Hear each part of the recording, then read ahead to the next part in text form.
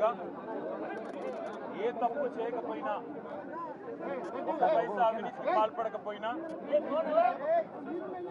రేవంత్ రెడ్డి ప్రభుత్వం కక్ష సాధింపు చర్యల్లో భాగంగా కేసు పెడితే విచారణ అధికారులను, విచారణ సంస్థలను గౌరవించి 9 తారీఖు నాడు ఏసీబీ విచారణకు హాజరయ్యారు.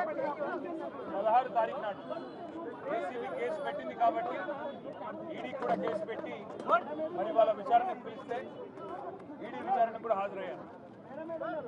రెండు సంస్థలు కూడా ఒకటే రకమైన ప్రశ్నలు దాదాపు 7-8 గంటల పాటు అడిగిందే అడిగి మొత్తానికి అన్ని వివరాలు తీసుకున్నారు.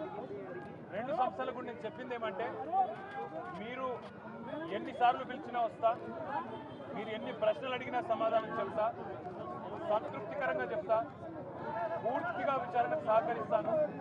భారత రాజ్యాంగాన్ని, న్యాయ వ్యవస్థను, కోర్టులను గౌరవించే బిడ్డగా తప్పకుండా నా నిజాయితీని ప్రూవ్ చేసుకుంటాను, ఇన్వెస్టిగేషన్కు పూర్తిగా సహకరిస్తాను అనే మాట వారికి చెప్పడం జరిగింది. అయితే నాకు ఎక్కడ ఇబ్బంది అనిపిస్తున్నది అంటే, ఇంతమంది నాయకులు, ఇంతమంది పోలీసులు, ఇన్ని విచారణ సంస్థలు, ఇవాళ ఉదయం పేపర్లో కూడా చూసిన ఈ విచారణకి దాదాపుగా 5 నుంచి 10 కోట్ల రూపాయలు ఖర్చు అవుతుంది అని ఇవాళ ఉదయమే పేపర్లో చూసిన. అందుకే ముఖ్యమంత్రి రేవంత్ రెడ్డికి నేను ఒక మాట చెప్పదలుచుకున్నాను. రేవంత్ రెడ్డి గారు, మీరు మీ కక్ష సాధింపు చర్యల్లో భాగంగా మీ మీద ఏసీబీ కేసు ఉన్నది కాబట్టి నా మీద ఏసీబీ కేసు బనాయించినావు, నీ మీద ఈడీ కేసు అయింది కాబట్టి నా మీద ఈడీ కేసు పెట్టినావు. ఏమి ఇబ్బంది లేదు, నువ్వంటే దొరికినోనివి, నేనంటే నిజాయితీ పరుణ్ణి, ధైర్యం ఉన్నాను కాబట్టి ఎదుర్కొంటా. కానీ ఈ 5 కోట్లు 10 కోట్లు ప్రజాధనం ఏదైతే వృధా అవుతున్నదో, ఆ 10 కోట్ల రూపాయలతో బ్రహ్మాండంగా ఇంకొక 500 మంది రైతులకు రుణమాఫీ చేయొచ్చు. ఆ 10 కోట్ల రూపాయలతో దాదాపు 2500 మంది పెద్ద మనుషులకు పెన్షన్లు ఇవ్వచ్చు. అందుకే రేవంత్ రెడ్డి గారికి నేను ఒక ఆఫర్ ఇస్తాను. రేవంత్ రెడ్డి గారు, నీకు నిజాయితీ ఉంటే, నీకు ధైర్యం ఉంటే ఒక పని చేద్దాం. నేను తయారుగా ఉన్నా, నువ్వు ముందుకు రా, జడ్జి గారు ముందు కూర్చుందాం. ఏసీబీ జడ్జి అయినా, హైకోర్టు న్యాయమూర్తి గారైనా, లేదా మీకు ఇష్టమైన న్యాయమూర్తి ఎవరి ముందైనా కూర్చుందాం.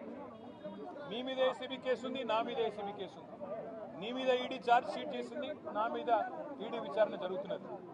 మీరు మొత్తం ఈ టీవీలు అన్నీ ఉన్నాయి కదా, మొత్తం మీడియా ఉంది కదా, లైవ్ టీవీ పెట్టండి. నేను రేవంత్ రెడ్డి గారు ఇద్దరం కూర్చుంటాం న్యాయమూర్తి ముంగట. మీరు ఏ ప్రశ్నను అడగండి కేసుకు సంబంధించి, ఆయన కేసు నా కేసు.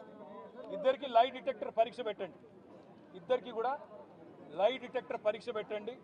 మొత్తం రాష్ట్ర ప్రజలందరూ చూస్తుండగా ఒక 50 లక్షలు 20 లక్షల రూపాయలు ఒడిసిపోతుంది. లేకపోతే ఈ 10 కోట్ల రూపాయలతో అనవసరంగా ప్రజాధనం దుర్వినియోగం అయ్యే విధంగా, ఇంతమంది ఉన్నతాధికారుల టైం వేస్ట్ అయ్యే విధంగా, ఇంతమంది మీడియా సంస్థల టైం వేస్ట్ అయ్యే విధంగా ఈ కక్ష సాధింపు విచారణ మంచిది కాదు. నేను రెడీగా ఉన్న రేవంత్ రెడ్డి, నీకు ధైర్యం ఉంటే ముందుకు రా.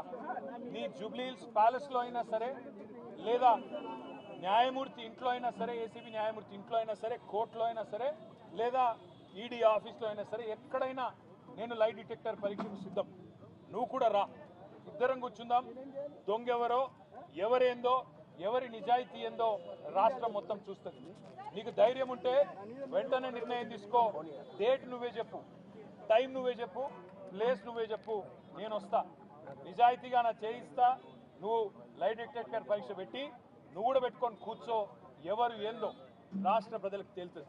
సరే, ఈ కేసు విషయానికి వస్తే విచారణ జరుగుతూ ఉంది. ఇప్పుడే నేను చెప్పాను, విచారణకు ఇంకా ఎన్నిసార్లు రమ్మన్నా వస్తా, ఎన్ని ప్రశ్నలు అడిగినా సమాధానం చెప్తా, ఎన్ని రకాల పరీక్షలు పెట్టినా భరిస్తా. ఎందుకంటే నిజం, నిజాయితీ అల్టిమేట్గా గెలుస్తుంది, న్యాయం ధర్మం గెలుస్తుంది. హైకోర్టులు ఉన్నాయి, సుప్రీంకోర్టులు ఉన్నాయి, లోకల్ కోర్ట్స్ ఉన్నాయి. న్యాయమూర్తుల మీద విశ్వాసం మాకుంది. ముమ్మాటికి ఈ రోజు కాకపోతే ఇంకో 4 రోజులకు వాస్తవాలు ప్రజలకు తెలుస్తాయి. తప్పకుండా న్యాయం గెలుస్తుందనే విశ్వాసం నాకుంది. మాకు ఇవాళ ఇక్కడ ఇంతమంది వచ్చి సహకరించిన మా మిత్రులు, మా పార్టీ నాయకులు, మా కార్యకర్తలు, మా మీడియా మిత్రులు అందరికి హృదయపూర్వకంగా ధన్యవాదాలు. మనం తప్పు చేయలేదు, తప్పు చేయబోము. ఎట్టి పరిస్థితుల్లో ఇది అరపైసా అవినీతి కూడా జరగలేదు.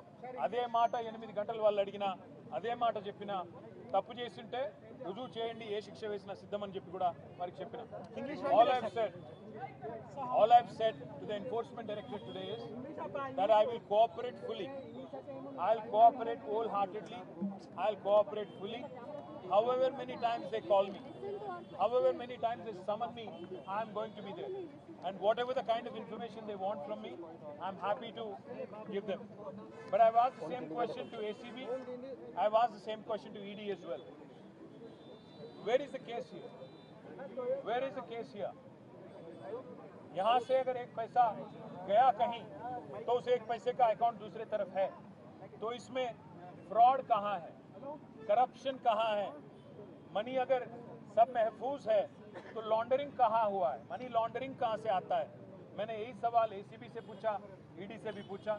उम्मीद करता हूँ, क्योंकि ultimately we all have to believe in the justice system of our great country, and as a law abiding citizen, as a citizen of this country who firmly believes that Indian constitution gives me my rights, my civic rights, I believe that no matter what level of political vendetta, what level of malafide intention the chief minister has, I have no problem. But I do have one offer to give to the chief minister of Telangana. Revanth Reddy ji, मैं आपको एक आज offer दे रहा हूँ। संक्रांति का मौका है, offer ले लो। क्योंकि आप एक मिनट सोचो, आप पे एसीबी केस है, 50 लाख रुपया देते हुए एमएलए को खरीदते हुए आप पकड़े गए। 2015 में वो केस अभी चल रहा है।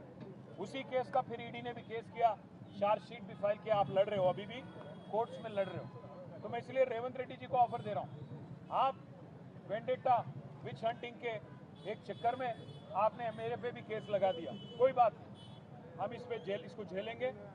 जो भी सवाल हमसे पूछा जाएगा उसका जवाब जरूर देंगे, क्योंकि मैं आपकी तरह मैंने कोई गलत काम किया नहीं।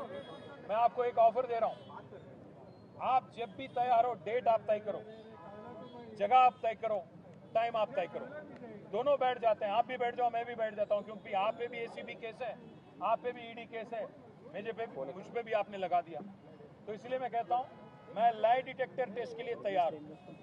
आप जगह, प्लेस आप चुनो, आप भी लगाओ लाई डिटेक्टर टेस्ट, मैं भी लगा लूंगा।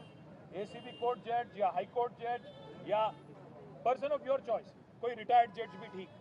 मीडिया को लाइव लगा दो, पूरे तेलंगाना को देखने दो कि कौन झूठ बोल रहा है, कौन सही बोल रहा है। फिर ये बेवजह जो खर्च हो रहा है, 10 करोड़ से ज्यादा रकम, जनता का जो रकम है, जो स्टेट एक्सचेकर का मनी है, जो बेवजह खर्च किया जा रहा है, इसको बचाने के लिए, ताकि इससे हम आपकी जो 6 गारंटी है उसके अमलावरी में कुछ मदद हो सकता है। पैसा अगर बचेगा तो राज्य में कुछ डेवलपमेंट हो सकता है। इसलिए मैं रेवंत को ऑफर दे रहा हूं, आप आगे आइए। Date, place, time of your choice, you decide. I will come wherever you want me to. If you want me to come to your Jubilee Hills palace, I will be there. वहां पे आप लाइव टेलीकास्ट लगाओ, live detector लगा दो, जज के सामने बैठ जाएंगे। कौन चोर है, कौन सही है, पूरे तेलंगाना को और तेलंगाना जनता को तय करने देंगे। बस इतना ही कहूँगा। Sorry, they have already asked me 80 questions in ACB, 40 plus questions in ED. If they want more, they have more questions, happy to answer. If they have more clarifications that I need to give, happy to answer. मैं फिर से कह रहा हूँ, इसमें 1 रुपये का, 1 पैसे का करप्शन नहीं है, इसमें कोई मनी लॉन्ड्रिंग नहीं हुआ है। इसलिए मैं बार बार कह रहा हूँ, इसमें अगर मुझ में इतना हिम्मत है कि मैं रेवंत के साथ बैठ के लाई डिटेक्टर केस के लिए तैयार हूँ, इससे ज्यादा क्या कहूँ मैं? इससे ज्यादा मैं कैसे प्रूव करूं कि मैं एकदम सही सच बोल रहा हूं? और कुछ